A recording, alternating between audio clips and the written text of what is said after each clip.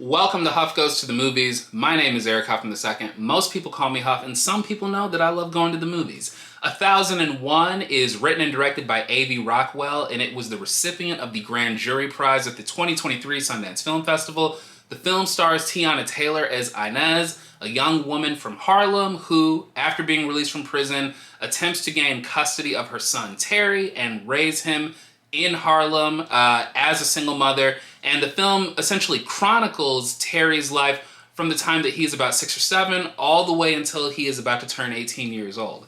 Coming out of Sundance, something that was the consensus amongst people who saw this film was that Teyana Taylor was the standout. And I think a lot of people might hear that Teyana Taylor, someone who they associate solely as being a musician, leading a dramatic film, I think they might start to get concerned because we've seen this time and time again, where a talented musician tries to step onto the big screen to carry a film, and we see that they're not quite equipped to do it. But what I am so thrilled to say after seeing this film is that not only is Teyana Taylor's performance here fantastic, but I think that this is a sign that we might really be crossing that threshold of seeing young black female performers being given more opportunities to carry films.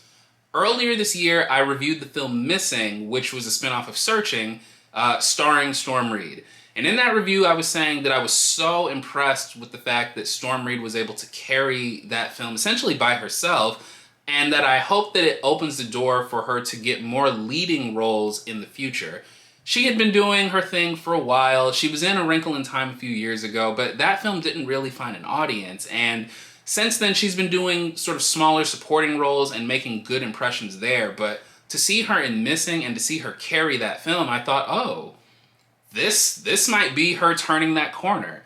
Last summer, we got Jordan Peele's Nope with Keke Palmer and Daniel Kaluuya, and I think that Keke Palmer's performance really was one of the many standouts of that film, and it put her in a place now where I think a lot more people are respecting just how talented she is and how she alone can be something that could really carry something to distance.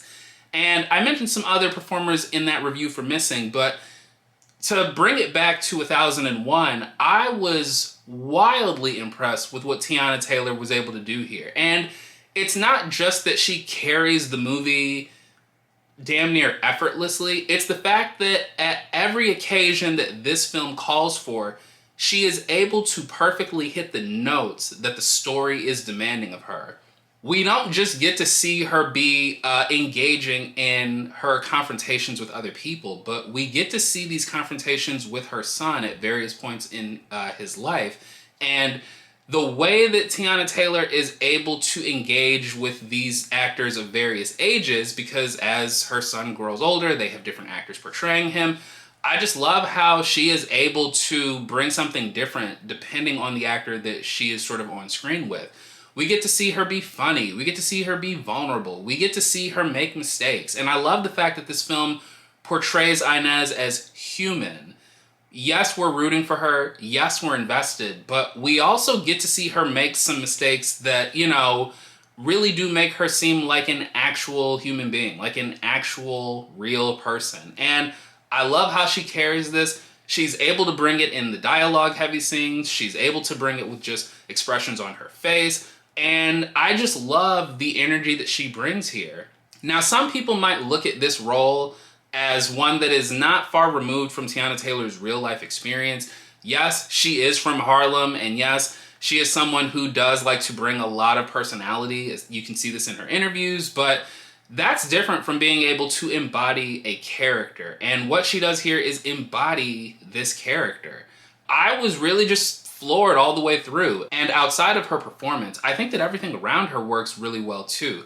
The different actors who play her son throughout the movie, I would say that they sort of vary as far as what they're able to deliver. I think that as we see her son get older, the older actors, I think, are a bit better equipped with some of this material, and so that was encouraging to see. But also we get to see her relationship with an old boyfriend. We get to see a relationship with one of her best friends and how that sort of has its own bit of conflict in it.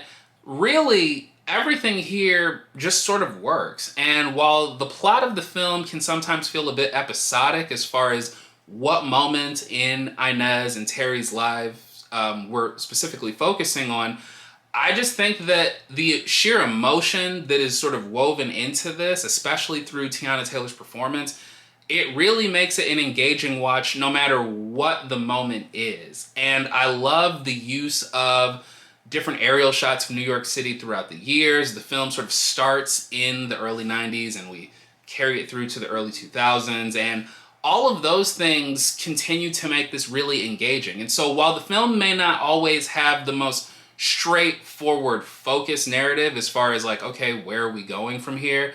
The moments that we get that are really intimate, that are really tense, some that even feel a bit triumphant at times, those are always engaging. And I think it's a credit to A.V. Rockwell's direction. The cinematography here is great. The music is incredible.